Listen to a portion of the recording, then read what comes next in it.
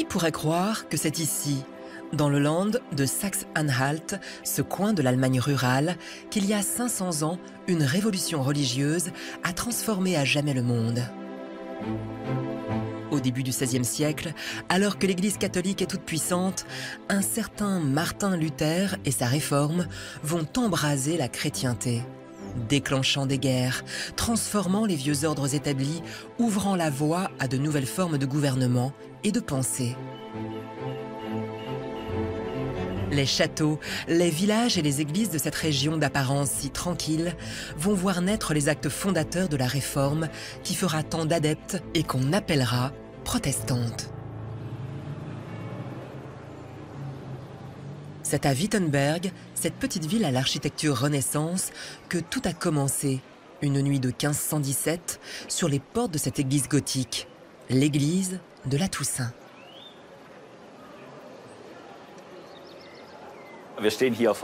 Nous sommes devant les portes de l'église de Wittenberg, mondialement connue. C'est ici que Luther a affiché ses thèses, le 31 octobre 1517. On peut dire que ce sont les traces visibles du combat de Luther.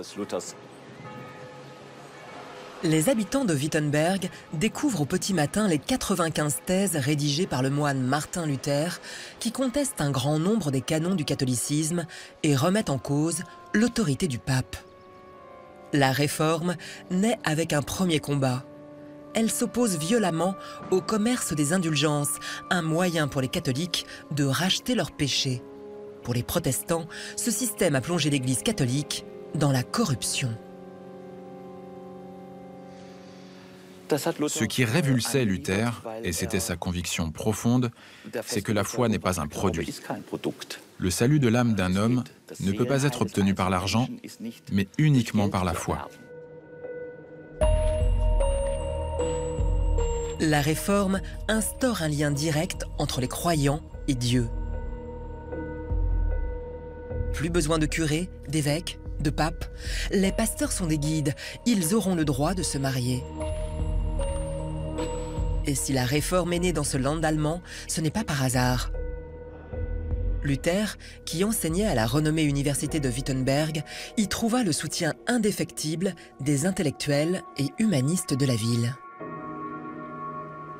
L'université de Wittenberg a joué un rôle déterminant, car pour ainsi dire, pas de réforme sans université. Rapidement, le nouveau culte séduit bien au-delà des cercles intellectuels. C'est au pied de la place du marché, dans l'église Sainte-Marie, la plus ancienne de la ville, que Martin Luther va faire ses premiers prêches, transformant ce sanctuaire catholique en berceau de la Réforme.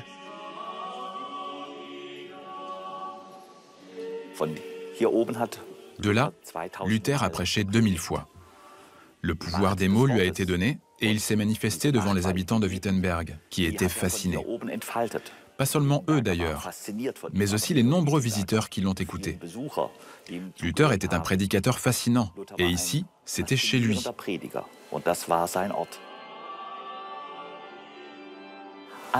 Tous les habitants ont écouté les idées de Luther et les ont comprises ici, dans cette église.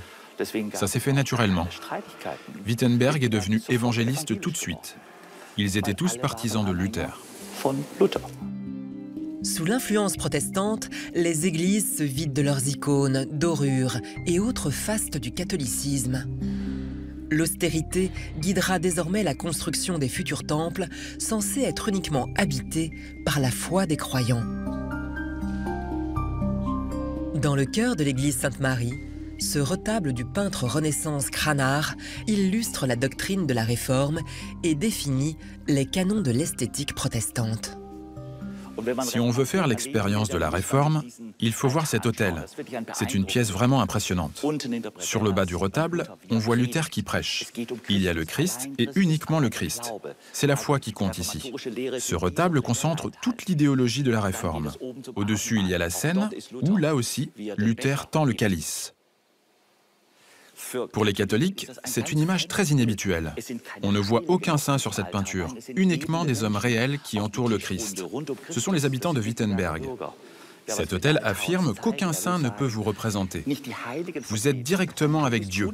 Vous devez construire une relation avec lui. C'est pour ça que vous voyez des hommes réels.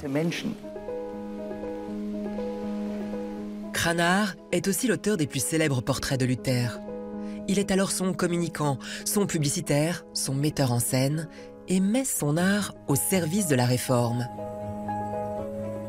Son atelier, situé dans une arrière-cour du centre-ville, fut l'un des centres les plus prolifiques de la peinture allemande au XVIe siècle. Nous sommes dans la cour de Cranach. Du temps de Luther, cette propriété était l'une des plus belles et des plus grandes. Sans Cranach, Luther ne serait pas devenu un personnage public.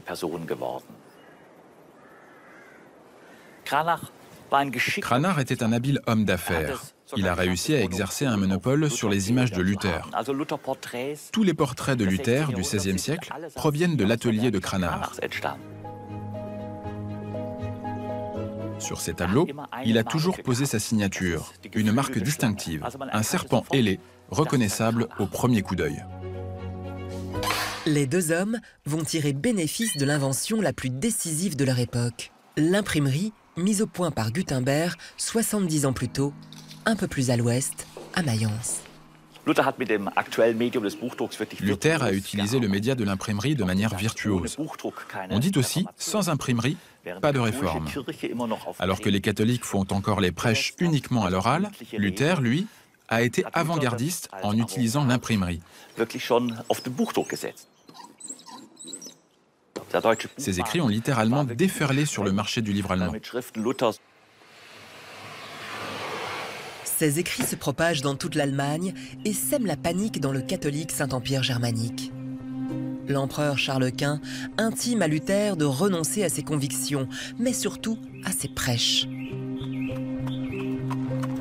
Mis au ban de l'Empire, Luther se réfugie à 300 km de là, au cœur de la forêt de la Thuringe, et prépare sa riposte.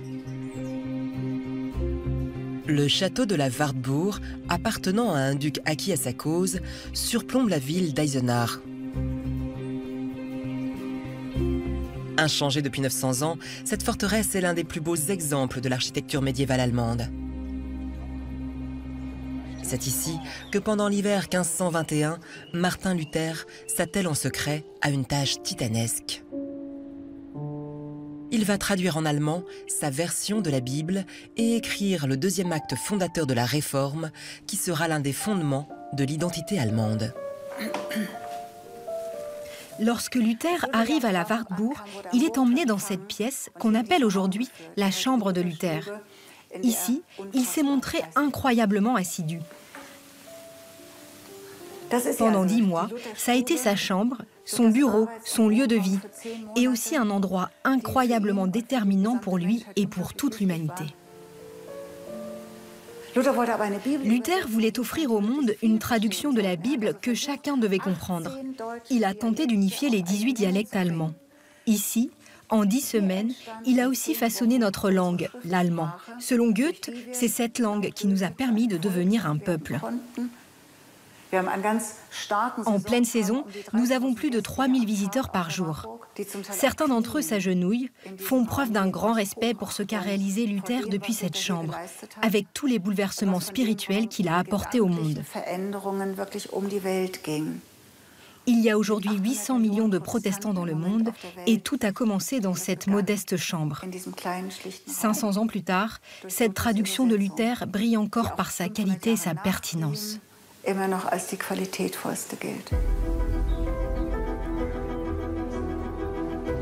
Cette nouvelle Bible allemande connaît un succès retentissant dans tout le pays. Elle accélère la diffusion des idées de Luther, qui vont bientôt être traduites et colportées en Europe. En dehors des murs de la Wartburg, la défiance entre catholiques et partisans de la Réforme s'intensifie. Désormais, les ducs protestants ne prêtent plus allégeance à l'empereur catholique Charles Quint. Le conflit s'annonce imminent et l'alliance politique devient indispensable. Ils se réunissent pour la première fois à Smalkalde en 1530. Ce bourg moyenâgeux devient la capitale des idées protestantes de toute l'Europe. Cette ville splendide, de maisons à colombages, est sublimée par une grande histoire. Aujourd'hui, Smalkalde n'est pas très connue, mais il y a 500 ans, tout le monde la connaissait. C'est ici qu'a été fondée la Ligue de Smalkalde. Regardez ici sur le marché, on voit les membres de cette ligue. Et vous voyez, de Riga, en passant par les États du Nord, Lübeck, Hambourg, Brême, jusqu'au sud, avec Reutlingen, Augsbourg, Strasbourg, tous les grands-duchés étaient membres de la Ligue de Smalkalde. C'est sur la place, à la mairie, que s'établit la Ligue. Face à l'ennemi catholique, les ducs protestants se donnent les moyens de défendre leurs convictions. C'est ici, dans cette pièce, que d'importantes pages de l'histoire ont été écrites. Et pas seulement celles de l'histoire allemande, mais de toute l'Europe. Ici, les ducs se réunissaient pour défendre leurs nouvelles croyances, leurs croyances évangélistes, et lorsqu'ils l'estimaient nécessaire, pour se défendre militairement. Pour sceller cette union, les ducs se réunissent au temple à Saint-Georges. Ici, dès 1525, c'est un pasteur protestant qui prêche tous les dimanches. Et ça ne se passe plus comme dans les églises catholiques.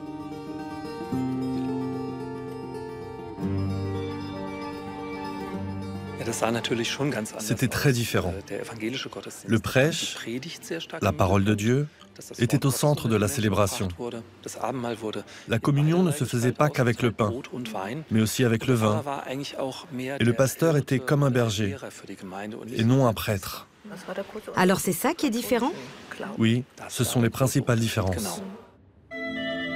Malgré plusieurs défaites militaires, le protestantisme s'impose en Allemagne, à l'exception du sud du pays.